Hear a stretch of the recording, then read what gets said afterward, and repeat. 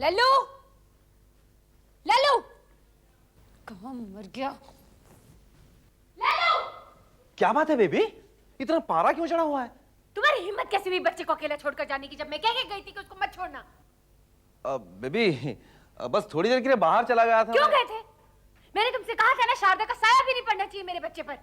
फिर तुम्हारी हिम्मत कैसे हुई? हाँ? बेबी, अब मुझे क्या पता था कि मेरे पीठ मोड़ते शारदा इसे अपने कमरे में ले जाएगी। लल्लो, बच्चे को शारदा भाभी के पास मैं लेकर गया था। श्याम, जिस बात से, जिस काम से मैं इनकार करती हूँ, तुम हमेशा उसका उल्टा क्यों करते हो? जब मैंने मना किया था, क्यों लेकर गए उसे वहां? इस बच्चे को कहां लेकर जाना है, कहां लेकर नहीं जाना है, इसके लिए मुझे तुमसे पूछने की जरूरत नहीं रखता। शारदा के पास ले जाने के लिए पूछने की जरूरत है। वो जगह उसके लिए नर्क है। कुछ बोलने से पहले सोच समझ लिया करो। जिस जगह को तुम नर्क बोल रही हो ना, वहां इसके लिए प्यार है, सिर्फ प्यार। और नर्क तो तुमने इस जगह को बना रखा है इस बच्चे के लिए। जो भी हो, मेरा बच्चा वहां नहीं जाएगा बस। बेबी, बेबी इतना गुस्सा मत करो। जमाई राजा को वहां बच्चा ले जाने दिया करो। अब बेचारी शारदा को इसी बच्चे को देखकर तो खुश होना है। उसका अपना बच्चा अपाहिज जो है। लल्लो, जब हम दोनों आपस में बात कर रहे हो ना, तो अपनी लंगड़ी टांग पीछे मत अड़ाएगा, समझा? जमाई राजा चुप। अब बेबी देखो, जमाई राजा ने मुझे लंगड़ा कहा। हाँ, कहा। तूने जो उस नन्ही से जान को अपाहिज कहा, उसका क्या? अपाहिज को अपाहिज ही कहा जाता है श्याम। लल्लू की टांग तो एक्सीडेंट पे खराब हुई थी ना। इस घर में अब उन लोगों को पता चलेगा जो लल्लू को लंगड़ा कहते हैं, कि अपाहिज होना होता क्या है। शारदा सारी जिंदगी अपने बेटे के सिरहाने बैठकर रोती रहेगी।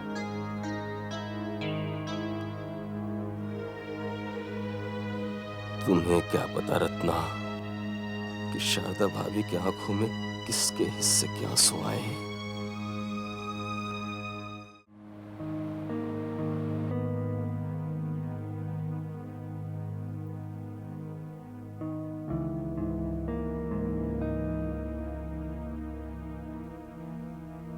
क्या सोच रही हो शारदा?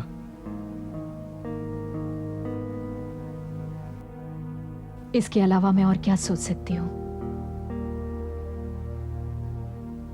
शारदा, इस दुनिया में भगवान की मर्जी के बिना कुछ नहीं होता। हमें इसकी बीमारी को भी भगवान की मर्जी मान लेना चाहिए। यह भी तो हो सकता है कि मुन्ना बड़ा होकर बिल्कुल ठीक हो जाए। कई बार ऐसा होता है शारदा, जो बच्चे बचपन में कमजोर होते हैं या किसी तरह से बीमार होते हैं, वो बड़े होकर बिल्कुल ठीक हो जाते हैं।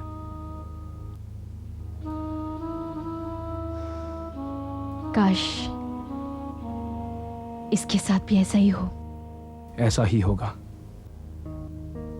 और अगर भगवान की मर्जी है कि ऐसा ना हो, तो कोई बात नहीं। हमारा दूसरा बेटा भी तो है। ये दोनों साथ में खेलेंगे, बढ़ेंगे, पलेंगे, और इसे उन सब बातों का एहसास ही नहीं होगा जिन बातों से तुम डरती हो शारदा। हम इन दोनों को एक जैसा ही पालेंगे। नहीं, हम ऐसा नहीं करेंगे रघु। हम दोनों बच्चों को एक जैसा नहीं पालेंगे। अरे कैसे पाल सकते हम दोनों को एक जैसा? ये कमजोर है, और जो बच्चा कमजोर होता है उसे माँ बाप के ज्यादा प्यार की जरूरत होती है। और अगर उसे वो प्यार ना मिले तो वो बच्चा हीन भावना का शिकार हो जाता है। नफरत हो जाती है उसे अपने आप से, अपने समाज से। ऐसे में वो अपनी जिंदगी तो बर्बाद कर ही देता है, साथ में दूसरों की भी। लेकिन मेरा बेटा ऐसा नहीं होगा रघु, कभी नहीं होगा।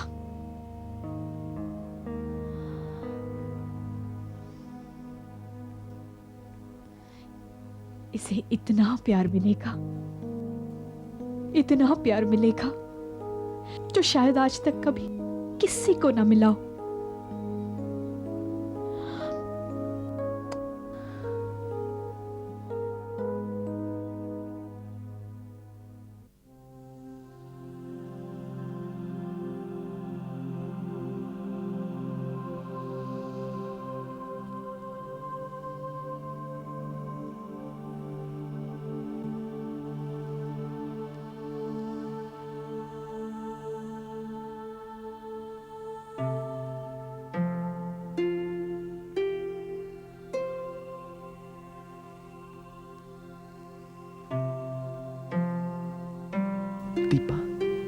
जब दिल आपस में मिल जाए तो ग्रहों का मिलना क्या जरूरी है? दीपा, मैं इस दिल के आगे हार चुका हूं। मैं जानता हूं कि तुम भी मुझसे बेहद प्यार करती हो, है ना? और बहुत बेकरारी से उस दिन के इंतजार में हो जब हम दोनों मिल जाएंगे सदा के लिए। मगर ये दुनिया हमसे इतना जलती है, इतना जलती है कि कभी कभी मेरा जी करता है कि तुम्हें इस दुनिया से बहुत दूर ले जाऊं, बहुत दूर, उन ग्रहों के पास जिन्हें फिलहाल हमारे प्यार से एतराज है, और उनसे इजाजत लेकर हम एक हो जाएं, हमेशा हमेशा के लिए। तुम यूं खामोश रहकर भी कितनी खूबसूरत लगती हो, बिल्कुल मेरी दीपा जैसी।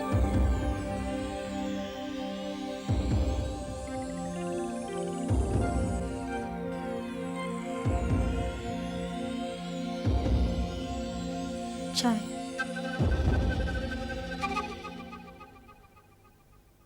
तुम यहां क्यों आई हो? क्यों आई हो यहां? हाँ?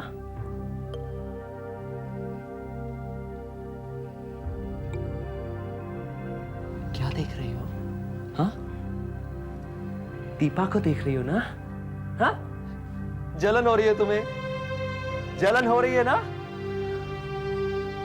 इतनी दूर से क्यों देख रही हो? आओ, पास से देखो। आओ ना, देखो वो कितनी खूबसूरत है। आओ ना, आओ, देख, देख इसे, इसे कहते हैं खूबसूरती। हाँ? कितनी सुंदर आंखें, कोमल से होंठ और मन सी मुस्कान। तू कहां और मेरी दीपा कहां? सच कह रहे हैं आप। कहां मैं और कहां आपकी दीपा।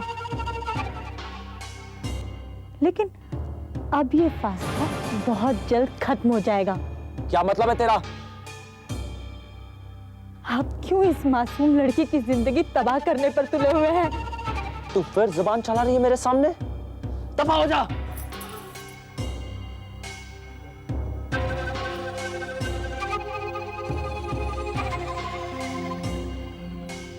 तुम इसकी बताना नहीं होगी, कभी बताना।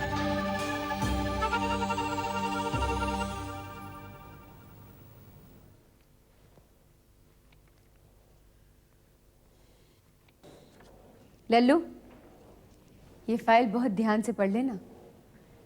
इस केस को जीतने के लिए हमारा बयान बहुत इंपॉर्टेंट है।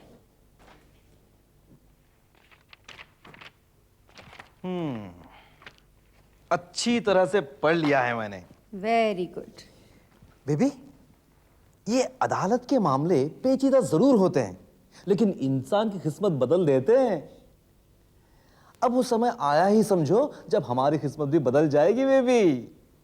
वैसे बेबी, कल अदालत जाते हुए तुम्हारा दिल घबराएगा तो नहीं ना? बेवकूफ, इतनी छोटी मोटी बातों से मैं घबराती हूँ कभी? तुम्हें नहीं पता लल्लू, मुझे इस दिन का कितना बेसब्री से इंतजार था,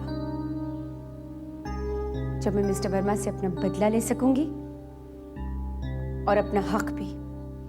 बेबी, कई बार एक की खुशी दूसरे का मातम बन जाती है। अब देखो ना, इधर तुम्हें इस दिन का बेसब्री से इंतजार था और उधर चाचा जी इस दिन को कोस रहे होंगे, सोच रहे होंगे कि भगवान ने उन्हें यह दिन दिखाया ही क्यों, जब उन्हें अपनी ही बेटी के खिलाफ अदालत में खड़ा होना पड़े। बहुत परेशान हो रहे होंगे इस वक्त। लल्लू, उनकी वजह से सारी जिंदगी मुझे भी तो बहुत परेशानी हुई है। अगर आज मेरी वजह से वो परेशान हो रहे हैं तो क्या फर्क पड़ता है? कोई फर्क नहीं पड़ता बेबी, कोई फर्क नहीं पड़ता। अगर उन्हें या हमें कोई फर्क पड़ता भी है तो वो सिर्फ उनकी दौलत से। अब जमाई राजा, आप आ गए? आपको कल हमारे साथ अदालत में आना पड़ेगा। मैं तुम लोगों के साथ किसी भी अदालत में नहीं जा रहा हूं, समझे? जमाई राजा, बुजुर्ग कहते हैं दो जगह इंसान को अपनों की जरूरत पड़ती है, एक अस्पताल में और एक अदालत में। अस्पताल में तो आपने उनका साथ दे दिया, अब अदालत में साथ देने के लिए क्यों इनकार कर रहे हैं आप? मेरा तुम दोनों के इस झमेले से कोई लेना देना नहीं है। आपका न सही, आपकी पत्नी का तो है। आप बेबी का हौसला बढ़ाने के लिए भी साथ नहीं चलेंगे? मेरे साथ चलने से ना तो रत्ना के हौसले पे फर्क पड़ता है, ना उसके इरादे पे। फर्क पड़ता है जमाई राजा, आप मानो या ना मानो ये दूसरी बात है। क्यों बेबी, फर्क तो पड़ता है ना? मुझे कोई फर्क नहीं पड़ता लल्लू, मैंने अकेले जीना सीख लिया है। मुझे किसी के साथ या सहारे की न पहले जरूरत थी और न अब है।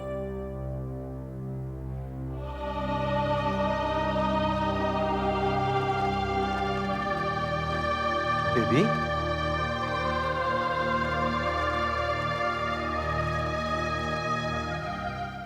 अरे लल्लू जल्दी करो, क्या कर रहे हो? लेट हो रहे हैं। चलो चलो लेट्स गो। अरे वकील इंतजार कर रहा होगा, आज के दिन लेट नहीं होना चाहिए। अगर लेट हो गए तो पता है कितनी प्रॉब्लम। ये क्या हो गया baby? No it's okay. Baby, ये सब इसलिए हमारे साथ हो रहा है क्योंकि आज हमारे पास पैसे नहीं है। कल जब हमारे पास ढेर सारे पैसे आ जाएंगे ना बेबी, तब हम सारी दुनिया को दिखा देंगे कि हमारे सामने इनकी औकात क्या है। हम लेट हो रहे हैं, चलो अब। चलो बेबी।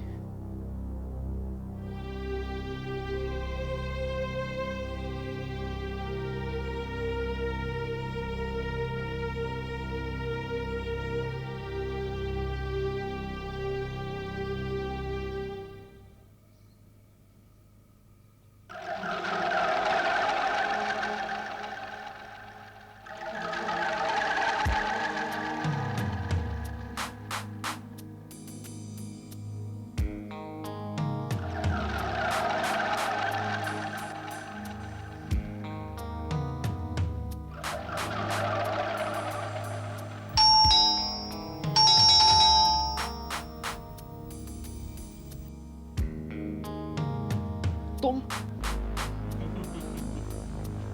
यहाँ क्यों आए? जरूरी काम था आपसे। तुम फोन भी कर सकते थे ना? हाँ कर सकता था, लेकिन बात खास है। अच्छा बाबा बोलो। अपुन ने फोन इसलिए नहीं किया, सोचा कि बात सुनकर तुम खुद ही मिलना चाहोगे, तो क्यों ना मिलकर आमने सामने बात बता दूं। जो भी बात है जल्दी बोलो और जाओ यहाँ से। बात सुन लेगा ना तो मेरे को यहाँ से जाने के लिए नहीं बोलेगा, वो भी बिना एडवांस के। देखो मुद्दे पर आओ, मुद्दे पर। आ रहा हूँ। तुम क्यों खाली पीली अपना ब्लड प्रेशर बढ़ा रहे हो? तुम्हारे कहने पर हमने जिस चिकने लौंडे को टपकाया था ना। कौन? वो सूरज? वो अभी मारा नहीं है। क्या मरा नहीं है मतलब? अरे मरा नहीं का मतलब जिंदा है। मगर तुमने ही तो कहा था कि तुमने उसे खत्म कर दिया है। हाँ खत्म किया था, मगर एक मिनट, तुम्हें कैसे मालूम कि वो अब तक जिंदा है? हमारे एक आदमी ने उसको अस्पताल में देखेला। पर ये कैसे हो सकता है? अरे यही सोचकर तो अपनी खोपड़ी खराब होगी, इसलिए तुम्हारे पास आया। अच्छा किया। हाँ लेकिन तुम बिल्कुल टेंशन नहीं लेने का। अपने को एक चांस मिल जाए ना तो अपन उसको अस्पताल में टपका डालेंगे। तुम सिर्फ 5,000 रुपये एडवांस दो। नहीं, तुम ऐसा कुछ नहीं करोगे। अरे मगर क्यों? अगर मगर छोड़ो, तुम अभी यहाँ से जाओ और मेरे फोन का इंतजार करना। मगर याद रहे, तुम या तुम्हारे आदमी मेरी इजाजत के बिना उसे हाथ भी नहीं लगाएंगे, समझे तुम? ठीक है।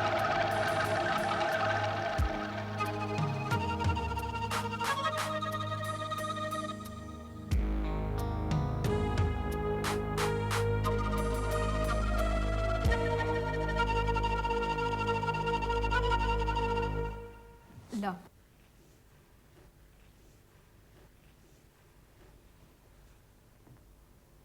क्या बात है बिरजू, कुछ सोच रहे हो? हाँ भाभी, ये शहर बड़ी अजीब जगह होती है। अजीब? हाँ। इसमें अजीब क्या है? अब देखो ना भाभी, यहाँ कब किसके साथ क्या हो जाए कहना मुश्किल है। यहाँ पर तो आपका खुद का साया आपके विरोध में खड़ा हो सकता है। अब मेरे को तो यही बात समझ में आई है भाभी। ऐसी कोई बात नहीं। ऐसी बात ना होती भाभी जी तो रत्ना भाभी जी अपने पिताजी को अदालत क्यों लेके जाती? वो मामला और है बिरजू। मामला चाहे कोई भी हो भाभी जी, कोई पुत्री अपने पिताजी के विरोध में अदालत का दरवाजा कैसे खटखटा सकती? बिरजू, कोई किसी का विरोध नहीं करना चाहता और ना ही कोई किसी के खिलाफ जाना चाहता है, लेकिन कई बार हालात ऐसे हो जाते हैं कि इंसान ये सब करने पर मजबूर हो जाता है। ऐसी भी क्या मजबूरी हुई भाभी जी? पिता पुत्री में नाराजगी हो सकती है, मनमुटाव हो सकता है, लेकिन अदालत में तू मैं छी छी छी भाभी जी, बजरंग बली ऐसी पुत्री किसी पिता को ना दे जो अदालत में अपने पिता की इज्जत की नीलामी करे। बिरजू, पहली बात तो ये है कि हमें किसी की जाती जिंदगी में दखल नहीं देना चाहिए। और फिर तुम्हें इस बात का अनुभव ही कितना है कि जो होता है वो क्यों होता है, जो नहीं होता वो क्यों नहीं होता? ये बात तो आपने बिल्कुल ठीक कही भाभी जी कि जो होता है वो क्यों होता है और जो नहीं होता वो क्यों नहीं होता। ऐसा ही गोरख धंधा है ये जिंदगी। फिर भी हमारे हिसाब से पुत्री का पिता के खिलाफ अदालत जाना बिल्कुल ठीक नहीं। रत्ना भाभी ने जो किया बहुत गलत किया।